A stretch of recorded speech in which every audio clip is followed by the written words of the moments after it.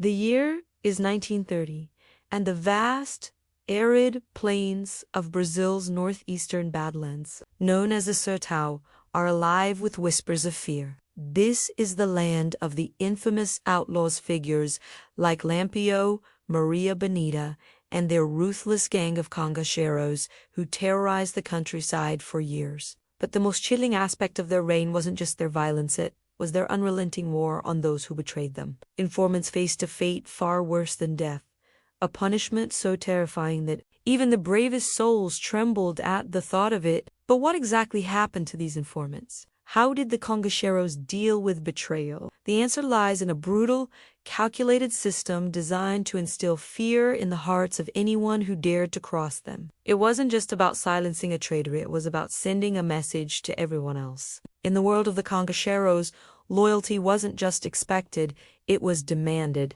The penalty for betrayal wasn't a quick execution, but a slow, agonizing punishment meant to break the very spirit of the victim. To understand the horrors of what happened, you need to grasp the psychology behind the cangaceiros' methods. They didn't simply punish their informants. They made examples of them, ensuring that anyone who witnessed the horror would think twice before crossing them. Now, imagine this.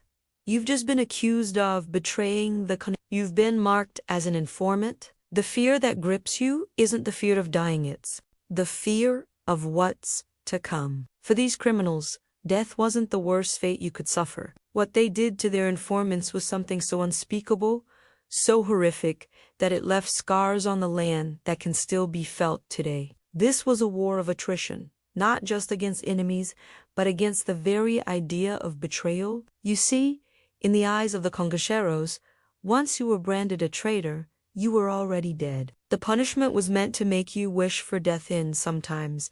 That death came in the most horrifying form possible. The cangaceiros employed various methods to ensure their punishment was as psychologically tormenting as it was physically agonizing. The most terrifying of all was the spike punishment. The victim would be tied up and placed on a large, sharp stake. It wasn't quick. It was slow. The victim would be left there, impaled, suffering a slow, painful death, with their final screams echoing through the But this was not just about physical pain. The cangaceiros understood the power of fear, and they used this fear to control not just the people of the Sertão, but also those who might consider betraying them in the future. It wasn't just about sending a message, it was about making sure no one would ever dare cross them again. So, why did they do it? What drove the cangaceiros to such extreme measures? The answer lies in their brutal code of conduct, a belief that any act of disloyalty had to be punished in the most severe way possible. It wasn't about justice. It wasn't even about revenge. It was about domination, power, and fear. But what happened to the victims? What happened to those who were caught in the cangaceiros' terrifying grip? It's not just the pain and the terror that haunted these individuals, it was the realization that there would be no escape, no mercy, and that, in the end, they would serve as a warning to others. As the cangaceiros continued their reign of terror, the brutality they inflicted on informants only became more infamous. Those who lived through it or survived the aftermath never forgot the horrors they witnessed. It was a fear that ran so deep, it left an indelible mark on the history of the Now, let me ask you, Hav, you ever wondered what lengths people will go to in order to protect their power? What drives someone to commit such horrifying acts, not for survival, but for control? What the cangaceiros did to informants wasn't just cruel, it was calculated, systematic, and terrifying. And it's a story that has been buried for too long. If you're still with me, leave a comment sharing your thoughts on this brutal chapter of history. Do you think there are lessons we can learn from the terrifying methods of the cangaceiros? If you found this intriguing, be sure to leave a like and check if you're subscribed because you won't want to miss what comes next. Stay tuned because what you'll discover in the next part will uncover even darker truths about the cangaceiros' reign and the terrifying power they held over the Sertão. The cangaceiros were more than just bandits, they were architects of fear. Their violence wasn't just about brute force. It was about control. It wasn't enough to terrorize their victims, they sought to break them mentally, to instill such a deep sense of dread that no one would dare cross them again. This was the true nature of the cangaceiros' reign, a constant, calculated campaign of terror designed to undermine any sense of resistance. To ensure that loyalty was the only choice, at the core of their operations was a brutal psychology. The cangaceiros understood one crucial thing: fear is more powerful than violence. If you could make your enemies fear you more than they feared death, you would own them. You would become an unstoppable force, as effective at controlling minds as you were at controlling territory. But it wasn't just the fear of death that the cangaceiros used. They weaponized everything that could provoke psychological torment. The very act of being captured by them wasn't just a sentence to death. It was a slow, drawn-out destruction of the soul. And what made their methods so terrifying was their unpredictability. No one knew how far the cangaceiros would go. They could appear as protectors one day, only to become monstrous the next. For the cangaceiros, there was no middle ground. A person could be an ally today and an enemy tomorrow. Betrayal was never just a crime, it was a personal affront that demanded extreme retribution, and the punishments they meted out weren't just intended to end a life, they were meant to send a message to everyone else. You cross the cangaceiros, and you pay the price. The higher the betrayal, the more horrifying the punishment. One of the most terrifying aspects of their violence was the public spectacle they created. They understood the power of example. When they punished someone, it was never in private, it was always in full view of others, a public demonstration of what happened to those who dared to cross them. This served two purposes. First, it acted as a deterrent to anyone considering defection, and second, it reinforced their dominance over the land. The cangaceiros were masters of ritualized violence. They didn't simply kill their enemies, they made their deaths an event, an act of terror designed to break the spirits of everyone who witnessed it. Their punishments were often grotesque, but they were always deliberate. They understood that people's actions could be controlled by their emotions, particularly by fear, and so they made sure every punishment served to magnify that fear. One of their most infamous tactics was the impalement of traitors. It wasn't a random act of violence, it was a meticulous, drawn-out punishment designed to instill dread in anyone who witnessed it. The victim would be slowly impaled on a long, sharp stake and left to die in agony. This wasn't just about killing, so it was about making them an example for all to see. The cangaceiros didn't want to just end a life. They wanted to create a legacy of terror that would outlive their victims. But it wasn't just the act of killing that was so terrifying, it was the way they made it feel inevitable. The cangaceiros created an environment where betrayal seemed like an inescapable fate. Once someone was mocked as an informant or a traitor, there was no escape, there was no chance for redemption, no hope of mercy. The cangaceiros didn't just punish, they erased. They made sure their victims knew that they would never be remembered, that they would die and fade into the darkness, their names lost forever. And the true horror of the cangaceiros was how they used this system of violence to hold the Sertão in a stranglehold. They didn't just control the land, they controlled the very hearts and minds of the people. They made it so that the people of the Sertão feared them more than they feared the government, more than they feared the police, and more than they feared the world outside. For many, the cangaceiros were not just criminals, they were gods, figures of immense power, who held the fate of everyone in their hands. Their terror didn't stop at the edge of the battlefield, it spread to every corner of the Sertão, infiltrating every town, every village, and every home. And because of the cangaceiros' ability to control fear, their power became unchallenged for decades. But what happens when power goes unchecked? What happens when fear becomes the ultimate weapon? The cangaceiros' violent methods weren't just tools of survival, they were tools of control. They didn't just conquer territories, they conquered minds. They didn't just terrorize their enemies, they turned the very concept of betrayal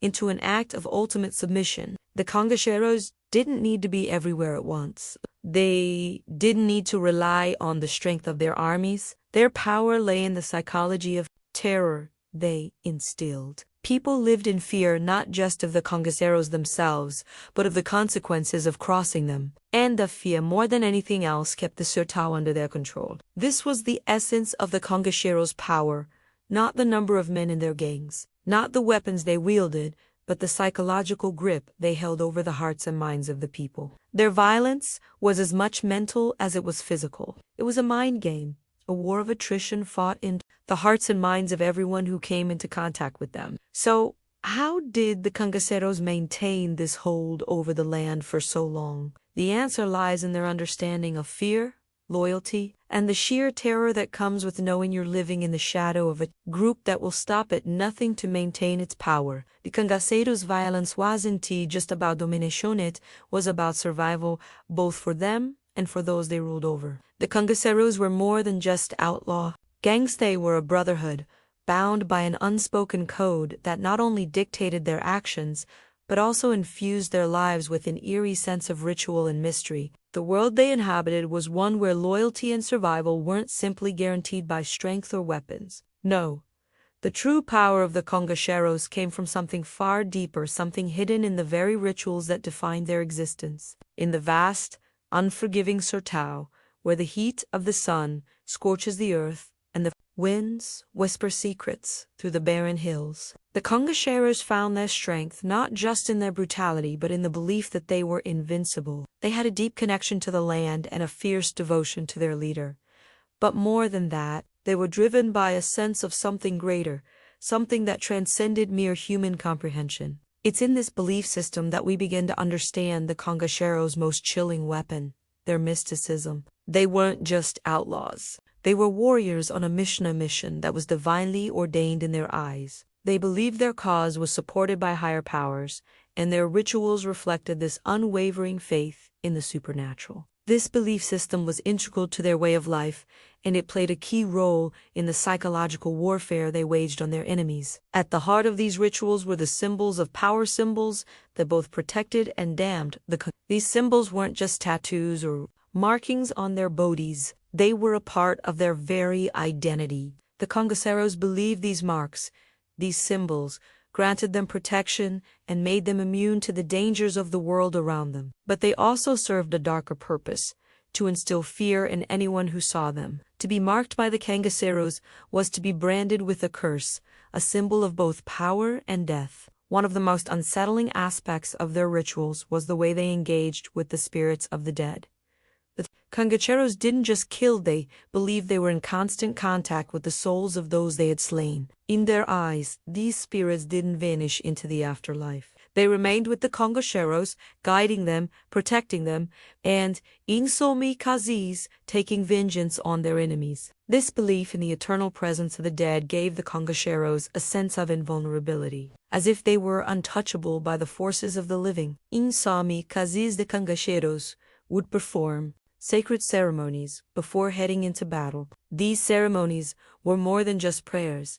They were acts of power, designed to invoke the spirits of the dead and ensure that the cangaceiros would emerge victorious. The rituals often involved offerings of blood, sometimes from the animals they hunted, but sometimes from their own bodies. This blood was seen as a form of sacrifice, a way to demonstrate their loyalty to their cause and their leaders. But it was also a way to reaffirm their connection to the spirit world, to ensure that they would be protected from harm. But it wasn't just the physical rituals that made the cangaceiros so terrifying. Their belief in the supernatural extended to the psychological realm as well. They understood the power of fear, and they used it to their advantage. The cangaceiros' rituals were designed not only to empower them, but to break the spirits of their enemies. It wasn't just about defeating the body, it was about dominating the mind. And by invoking the spirits of the dead and the forces of the supernatural, they created a sense of dread that their enemies could not escape. One of the most significant rituals was the so-called spirit dance, a haunting, trance-like state in which the cangaceiros would dance around a fire, chanting and singing songs of their ancestors. It wasn't just a celebration, it was a form of communion with the dead, an act of spiritual renewal that connected the cangaceiros to the very essence of their cause. It was said that during these rituals, the cangaceiros could enter a state of mind so focused, so consumed by their beliefs, that they became impervious to pain and fear. This intense belief in the supernatural wasn't just for the cangaceiros themselves, it was also a weapon they used to control the population of the people of the region, many of whom were already living in fear of the cangaceiros' brutal tactics, were now faced with the terrifying idea that the Cangaço were more than just Minde, were agents of the supernatural, with the power to invoke curses and bring down divine wrath on those who opposed them. It was said that entire villages would be terrorized by the very thought of a Cangaceiro passing through. The idea that they were invincible, that they were protected by the spirits of the dead, created an atmosphere of absolute dread. And what made the Cangaceiros' power so terrifying was that they didn't just rely on brute force, they relied on the fear they generated, the fear that came from the belief that they were beyond the reach of mortal men. The Cangaceiros' rituals, their symbols, and their connection to the supernatural made them more than just criminals. They were legends in their own right, figures of immense power who left an indelible mark on the surface. The fear they instilled in the hearts of their enemies was not just the result of their violence, it was the result of the supernatural aura they cultivated, a belief that they were untouchable by anything other than death itself. And yet, despite their belief in the supernatural, the Cangaceiros were still mortal. They could still be hunted, still be killed, but the legends of their power, of their connection to the spirits of the dead, and the supernatural forces that guided them continue to haunt the Sertão to this day. Their rituals, their symbols, and their beliefs may have been born from fear, but it was this very fear that made them so powerful. They were not just outlaws, they were embodiments of a dark, unyielding force that no one dared to challenge. And now, we must ask, how much of their power was truly supernatural? Or was it all just an illusion? A terrifying illusion that controlled the minds of the people who lived under their rule. In the wilds of the Sertão, where the sun beats down relentlessly and the land seems to stretch on forever, the Cangaceiros ruled not just through violence, but through something far more sinister: psychological warfare. The true terror they inflicted wasn't merely physical, it was mental. The Cangaceiros knew that the human mind could be broken, and they used this knowledge to control, manipulate, and terrify their enemies in ways that went far beyond the blade. The concept of fear was at the heart of the Cangaceiros' strategy. They understood something that few others did, that fear could be more devastating than any weapon. They didn't just kill their enemies, they magied them. Suffer in ways that ensured that terror would linger long after the blood had dried. This wasn't just about intimidation, it was about control, and it was this control that kept the people of the Sertão living in a constant state of dread. One of the most effective ways the Cangaceiros exerted psychological control was by using their unpredictability. They could appear at any moment, in any place, and disappear just as quickly, leaving behind nothing but the remnants of fear. The Cangaceiros didn't need to conquer land, they conquered minds. Their very presence was enough to instill panic. The fear that they generated wasn't just from the violence they committed, it was from the fear of what might happen next. It was the uncertainty that drove people to madness. But what made the Cangaceiros' psychological warfare so effective was their understanding of human nature. They knew that people don't just fear death, they fear what comes before it. The suffering, the pain, the slow unraveling of the soul. The Cangaceiros didn't just kill quickly, they made their victims feel as though death was the only escape from the horrors they endured. And in doing so, they ensured that their victims never truly escaped. Even if they survived, they were never the same. One of the most chilling aspects of the Cangaceiros' tactics was the way they targeted not just the body, but the spirit. They knew that when they broke someone's will, when they made them feel completely powerless, that was when the true victory was won. And they didn't just break people physically, they broke them mentally. It wasn't enough to make someone fear death. The Cangaceiros wanted to make them fear life itself. They wanted to strip away their hope, their will to fight back, and their ability to resist. The Cangaceiros employed several methods to achieve this psychological domination. One of the most effective tactics was the waiting game. The Cangaceiros would capture their enemies, informants, sometimes innocent civilians, and hold them for days, even weeks, in a state of complete uncertainty. They would be given no food, no water, and no explanation. The victim would have no idea what was going to happen to them, whether they would be executed, tortured, or spared. It was this uncertainty that wore down the spirit, and in many cases, it was this psychological strain that broke their victims before the cangaceiros even laid a hand on them. But it wasn't just the fear of the unknown that kept the victims in line. It was the constant threat of humiliation. The cangaceiros knew that for many people, there was no worse fate than being publicly humiliated. The mere idea of being stripped of dignity was enough to destroy a person's sense of self, and the cangaceiros exploited this to its fullest extent. They would publicly display their captives, forcing them to beg for mercy or humiliate them in front of others. This wasn't just about making an example of someone, it was about crushing their spirit in the most personal way possible. Humiliation was a weapon that the cangaceiros used expertly. They knew that when you took away someone's pride, you took away their will to fight, and they made sure that no one ever left their grasp with a shred of dignity intact. It was the ultimate form of control. They didn't just conquer territory or bodies, they conquered the very essence of what made someone human. The psychological warfare didn't stop with the victims themselves. The cangaceiros knew that the fear they instilled in one person could spread like wildfire. The fear of being targeted, of being marked as a traitor, could ripple through entire communities, creating a culture of silence and submission. People didn't just fear the cangaceiros, they feared the consequences of speaking out, of challenging their authority. And in this way, the cangaceiros created a society where no one could trust anyone else. Betrayal was not just was prevented through sheer, unrelenting terror. This culture of fear didn't just affect the civilians, it affected their own gang members as well. The cangaceiros made sure that loyalty wasn't just a choice, it was a necessity. They didn't just rely on brute force to maintain control over their followers. They relied on fear of what would happen if they disobeyed, if they faltered,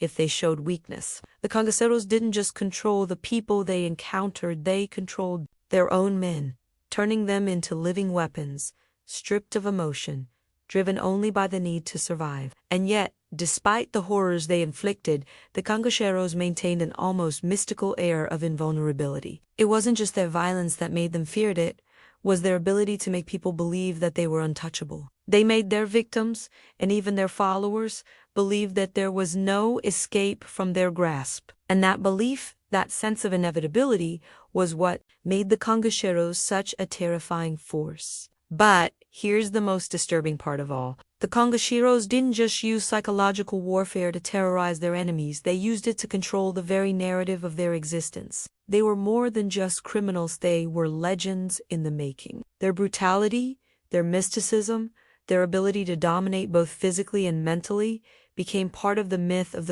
and that myth, that story of invincibility, is what kept their fear alive long after they were gone. So, what does this say about the nature of power? Can fear really be used to control people? And what happens when fear becomes the only currency of survival? In the brutal world of the cangaceiros, where men were often seen as the warriors and leaders, there existed a surprising and powerful figure. She wasn't just the wife of the infamous lampião, she was a force in her own right. Maria Benita wasn't just a bystander in the Cangaço world, she was a fierce participant, a woman who fought alongside the men, and someone who wielded influence and power in a world that was dominated by male figures. In a time when women were expected to remain in the background, Maria Benita shattered expectations. She didn't just follow her husband, she stood beside him, equal in the eyes of the other. Her role in the Cangaço wasn't merely as a companion, but as a leader in her own right. Maria Benita was an emblem of strength, courage, and defiance. She fought with the same brutal tactics as her male counterparts, earning the respect of the cangaceiros and instilling fear in those who crossed her path. But how did a woman like Maria Benita come to occupy such a powerful position in the To understand her role, we need to look at the culture of the cangaceiros, which was one of loyalty, violence, and survival. In this world, everyone had to contribute to the survival of the gang, regardless of gender. And Maria Benita proved time and time again that she could match the men in both strength and ferocity. Maria Benita's story is one of rebellion and resilience. She wasn't born into the world of the cangaceiros. She came from a rural family and, like many of the other members of the Cangaço, was drawn into the outlaw life due to the harsh conditions of the region. The violence and instability of the Sertão, combined with the lack of opportunities, pushed many people to join the cangaceiros. And Maria Bonita was new, different, but what set her apart was her determination to thrive in a world that sought to diminish her. She didn't just fight with a rifle, she fought with a spirit that made her a symbol of empowerment for the women of the Sertão. Maria Bonita didn't just become the wife of Lampião. She became an essential part of his gang. Together, they became one of the most feared and legendary couples in Brazilian history. But her legacy isn't just tied to a marriage, it's tied to her ability to survive and thrive in an environment where women were often seen as inferior to men. Maria Bonita was not a passive figure in the Congo. She was an active participant in the battles, in the strategy, and in the rituals of the gang. She was known to wield her rifle with precision, often taking part in raids and skirmishes. She wasn't just defending her family, she was actively engaged in the ongoing war against the authorities and rival groups. And her presence was felt not only in the violence of the cangaceiros, but also in the cultural rituals and beliefs that defined the group. One of the most interesting aspects of Maria Bonita's role in the cangaceiros is the way she was both revered and feared by the men around her. While the gang was undoubtedly a male-dominated space, Maria Bonita's strength and influence made her stand out. She wasn't just a passive companion. She was a leader in her own right. Her involvement in the gang wasn't just about loyalty to Lampião, it was about her desire to prove that women could be just as powerful and resilient as men. Maria Bonita's legacy is one of defiance. She fought against societal expectations, against the norms of her time, and against a system that saw women as nothing more than secondary figures. She showed that a woman could be as brutal, as fierce, and as formidable as any man in the Congo. Her ability to fight alongside the men, to make strategic decisions, and to lead by example made her an icon in the world of the cangaceiros. But it wasn't just her physical prowess that made Maria Bonita such a legendary figure, it was her influence. She was deeply involved in the inner workings of the gang, offering advice, making decisions, and contributing to the survival of the Cangaço. She wasn't just a symbol of female empowerment. She was a living testament to the power of women in a society that often sought to silence them. Her legacy also speaks to the complex relationships that existed within the Cangaço. The bond between Maria Bonita and Lampião was one of mutual respect, built not just on love, but on shared struggle and shared vision. Together, they built a powerful empire of outlaws, and together, they became a symbol of defiance in a world that sought to erase them. Maria Bonita's role in the Cangaço was a powerful one, and her influence extends beyond just her involvement in the gang. She was a figure that inspired many, a symbol of strength in a world that often underestimated the power of women. In the end, Maria Bonita proved that, even in a world as violent and dangerous as the Cangaço, a woman could carve out her own place in history. And her story is one that continues to resonate with those who refuse to be silenced, who fight for their place in the world, and who refuse to accept the roles that society imposes on them. Maria Bonita wasn't just a woman who followed her husband, she was a woman who changed the course of history and left a legacy that can still be felt today. In a world that tried to confine her, she broke free, and her story continues to inspire those who dare to defy the expectations placed upon them.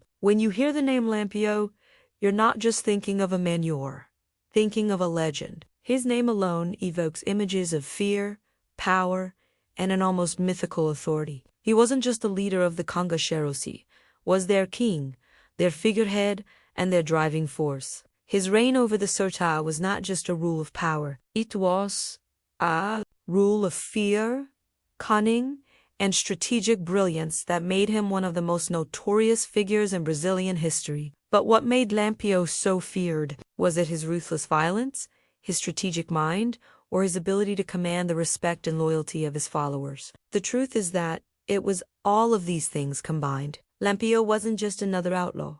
He was a master tactician, a man who understood the psychology of warfare, of control, and of survival. His ability to outwit his enemies, his military prowess, and his charisma made him a leader unlike any other. Lampião's story begins like many others in the Sertão, one of hardship, poverty, and a thirst for revenge. Born Virgulino Ferreira da Silva in 1897, Lampião grew up in a world where the law was a distant concept, and survival often depended on one's ability to navigate a brutal, unforgiving landscape. The conditions in the Sertão were harsh, and the lawlessness of the region bred outlaws like him, men who were forced to live outside the constraints of society in order to survive. But what set Lampião apart from the many other outlaws of his time was his ability to turn his personal vendetta into a full-scale war. His desire for revenge was not just for his family, but for the entire region of the Sertão,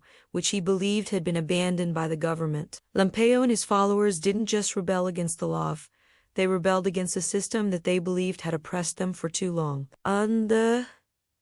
Wasn't just Lampião's desire for revenge that made him such a terrifying figure, it was his understanding of how to control his followers and how to use fear as a weapon. He didn't just lead through force.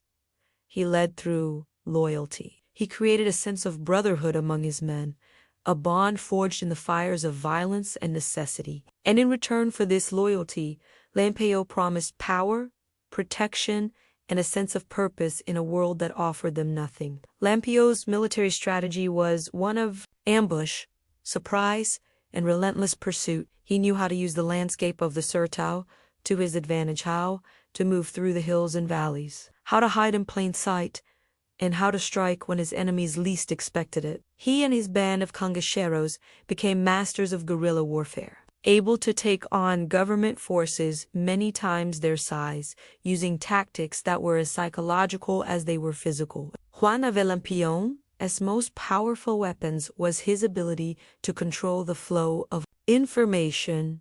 He understood the importance of reputation, of how stories spread through the villages of the Sertão, and how fear could be just as effective as bullets. The mere mention of his name was enough to send a ripple of terror through the hearts of those who lived under his reign. He didn't need to fight every battle. He knew that the mere threat of his wrath was often enough to keep people in line. But Lampião's reign wasn't just about terror, it was also about the creation of a myth. He knew how to manipulate his image, how to play into the fear and respect that he garnered from his enemies and followers alike. He wasn't just a man, he became a symbol, a larger-than-life figure whose actions were recorded in folklore and songs. Lampião knew that the more legendary he became, the more powerful he was. His image, his story, became a tool he used to control not just his enemies, but his followers as well. Lampião's influence extended far beyond his gang of cangaceiros. He was a figure who captivated the imagination of the people, a symbol of resistance in a land that had long been ignored by the government. To some,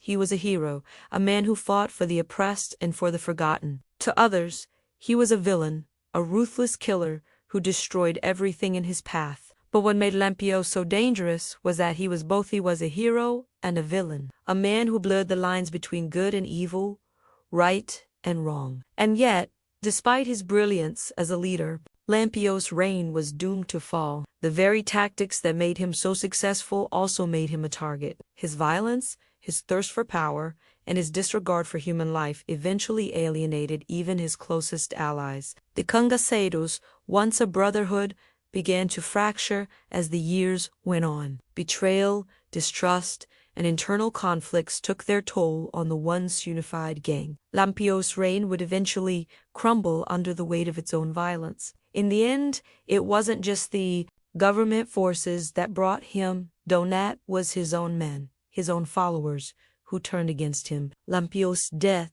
in 1938 marked the end of the Cangaço era. But his legacy, his story, lives on. He may have fallen, but the myth of Lampião remains, a symbol of the power and terror that he once wielded over this. Lampião's story is a tragic one, full of violence, betrayal, and loss. But it's also a story of how power, once gained, can consume a man, how the very tactics that lead to success can also lead to downfall. His name is remembered not just because of the atrocities he committed, but because of the way he shaped the history of Brazil's Badlands. His legend lives on, not in the memories of those he killed, but in the stories of the fear and power he left behind. Imagine living in constant fear, not knowing when or where the cangaceiros might strike next. The very thought of their name could send chills down your spine. In the Sertão, the cangaceiros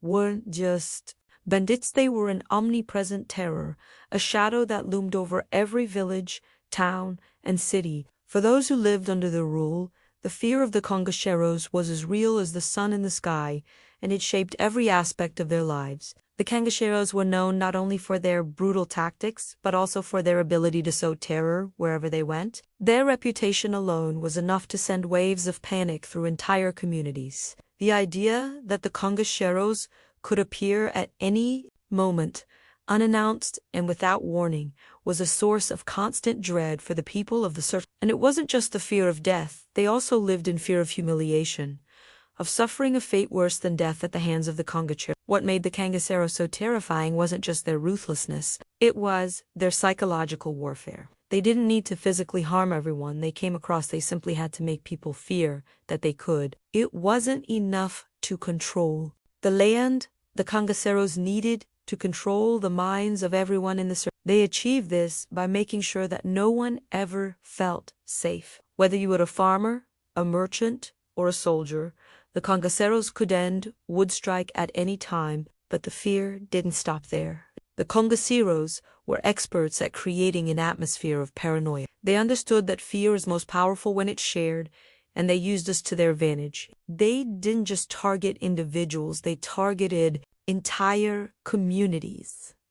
They would raid villages, steal livestock, burn homes, and leave behind a trail of destruction, all while ensuring that the threat of their return loomed over the survivors. It was a form of psychological warfare that kept the people in a constant state of anxiety and fear. And the worst part, the cangaceiros didn't need to be everywhere at once. They had mastered the art of creating the illusion of omnipresence. It wasn't necessary for them to terrorize every village every day.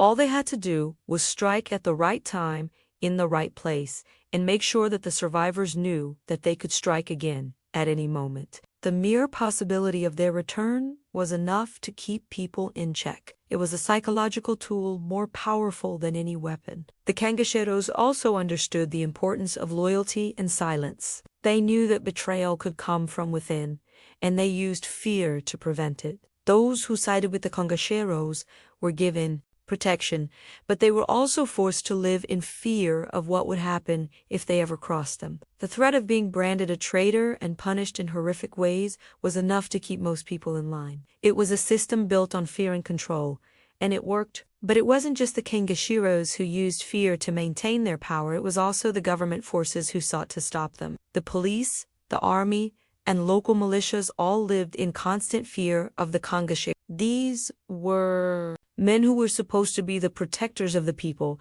but many of them were paralyzed by the terror that the cangaceiros instilled. The government forces knew that if they ventured too deep into the Sertão, they could easily become targets, victims of ambushes, or sabotage. The cangaceiros didn't just target their enemies directly, they also sowed fear through their ability to manipulate the media and spread rumors. The stories of their deeds were often exaggerated, distorted, and sensationalized, but that only made them more terrifying. People would hear tales of cangaceiros appearing out of nowhere, killing with impunity, and disappearing into the night like ghosts. These stories took on a life of their own, spreading through the villages, making it seem like the cangaceiros were everywhere, watching, waiting, and in many ways, the cangaceiros were everywhere. Their influence stretched far beyond the battlefield. They had spies, informants, and supporters in the most unexpected places. The fear of the cangaceiros was not just confined to the Sertão, it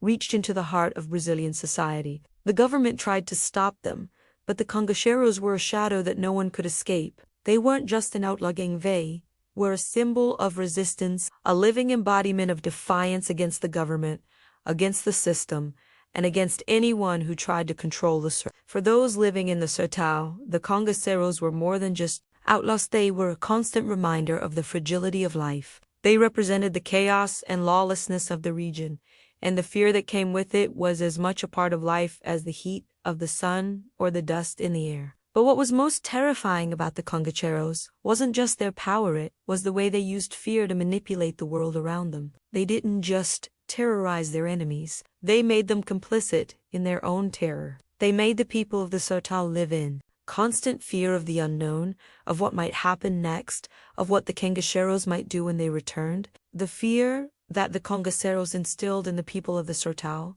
didn't end when they were defeated. It lingered, a shadow that followed the land long after their reign was over. The scars they left were not just physical, they were psychological. And in many ways, those scars continue to shape the way people view the history of the cangaceiros to this day. The cangaceiros didn't just control land, they controlled lives. They didn't just conquer territories, they conquered the very fabric of existence in the Sertão. Their rise to power wasn't just a result of their violence, it was a result of their ability to shape the world around them, to turn fear into a tool of domination. They weren't simply outlaws. They were rulers of a land that had no law, a land where survival depended on strength, cunning, and, above all, control. What made the cangaceiros so powerful wasn't just their ability to fight, it was their ability to manipulate.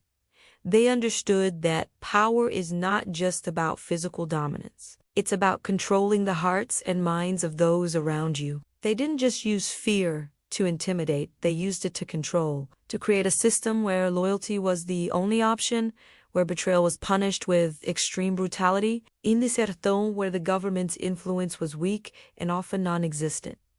The cangaceiros became the law. They ruled not just through violence, but through an understanding of human nature, of the ways in which people can be manipulated, controlled, and subdued. One of the ways the cangaceiros cemented their power was through their ability to create a myth around their existence. Lampião and his gang weren't just men, they were legends, larger than life, figures of fear and respect. The more they became mythologized, the more their power grew. They didn't need to control every corner of the Sertão, they just needed to control the stories people told about them, and those stories became their most powerful weapon. They didn't just rule the land, they ruled the imagination of the people. To cross them wasn't just to face death, it was to challenge the very essence of what the cangaceiros represented, a force of nature, unstoppable and ruthless. The cangaceiros also understood the importance of alliances. They knew that in order to maintain control over the Sertão,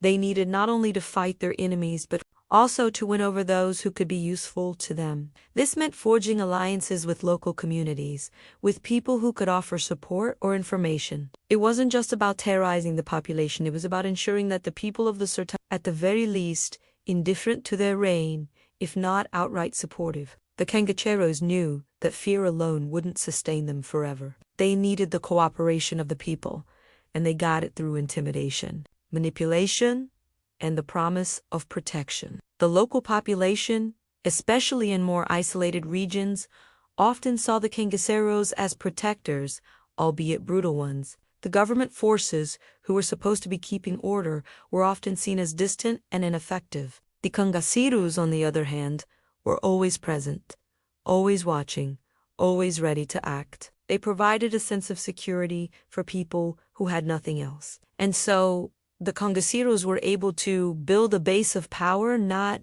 just through violence, but through the perception that they were the ones who truly controlled the Sertão. This perception of the cangaceiros as the true rulers of the land wasn't just reinforced by their military tactics, it was reinforced by their understanding of how to manipulate public opinion. They were masters of propaganda, not through speeches or newspapers, but through actions, through spectacle. When they raided a village, they didn't just take what they wanted, they made sure everyone knew who had taken it. They didn't just kill, they made examples of their victims. They didn't just defeat their enemies, they humiliated them. They made sure that everyone in the Sertão knew who was in charge. And it wasn't just the civilians, they manipulated. The cangaceiros also understood the importance of loyalty within their own ranks. They knew that in order to maintain power, they needed to ensure that their followers were completely dedicated to their cause. The cangaceiros didn't just offer food and protection,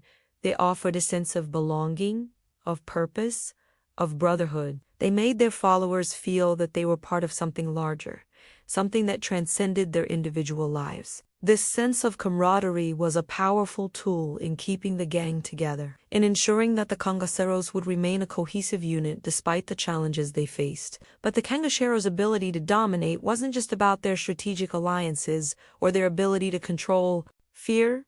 It was also about their ability to adapt. As the political and military situation in Brazil changed, the cangaceiros adapted to survive. They learned to use the changing landscape to their advantage. Whether that meant allying with new political forces or altering their tactics to stay one step ahead of the government. They didn't just fight the battles in front of them, they thought ahead, they planned, and they evolved. This adaptability kept them in power long after other gangs had fallen.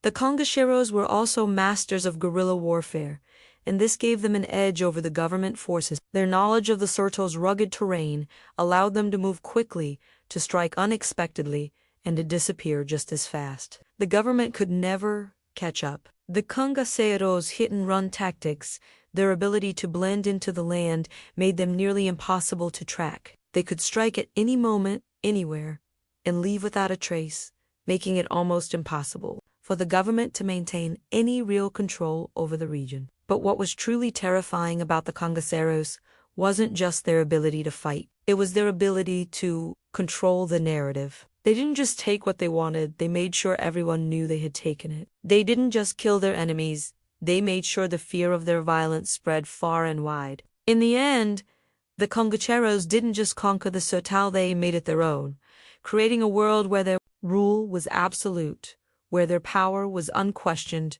and where no one could escape the shadow of their influence. The rise and reign of the cangaceiros were nothing short of legendary. For decades, they terrorized the Sertão, creating a world where fear, violence, and power were intertwined. But as with all things in history, nothing lasts forever. Despite their brutal tactics and unyielding power, the cangaceiros were eventually brought down.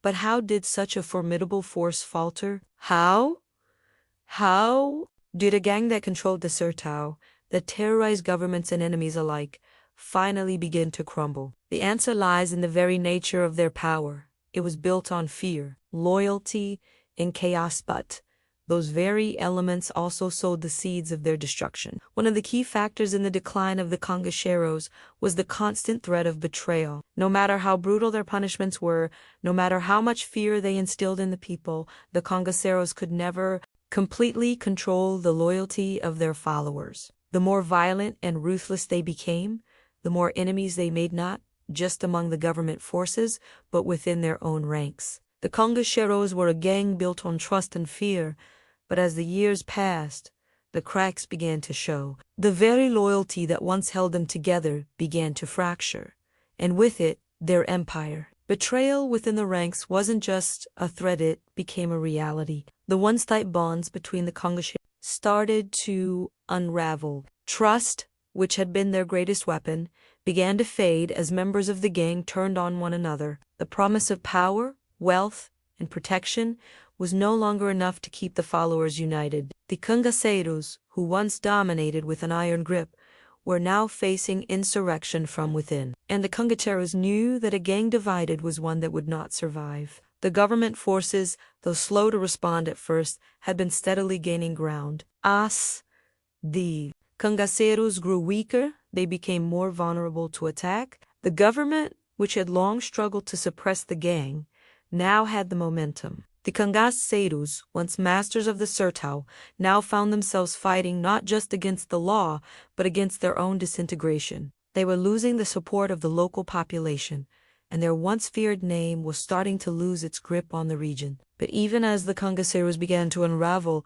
they didn't go down without a fight. Lampião and his followers continued to engage in guerrilla warfare, striking when and where they could. They had survived so long because of their ability to adapt, to outwit their enemies. But now they were facing an enemy they couldn't escape time. The relentless pursuit of the government, combined with the internal strife of the cangaceiros, spelled the beginning of the end. The government forces had finally managed to organize and mount a significant assault. In 1938, the death of and his closest allies marked the fall of the Cangaceiro Empire. The once feared gang was shattered.